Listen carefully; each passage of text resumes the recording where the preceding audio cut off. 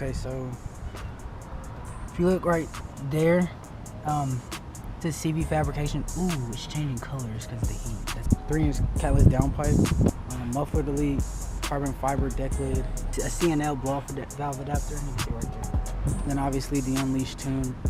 Car is insanely fast. The mod is going to be an intercooler. 275 40s in the back. I can get a wider tire.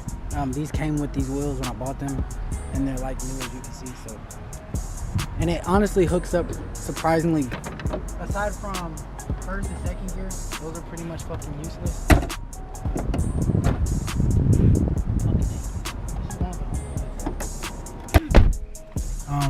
With the current tune, it's hitting about 23, 24-ish PSI.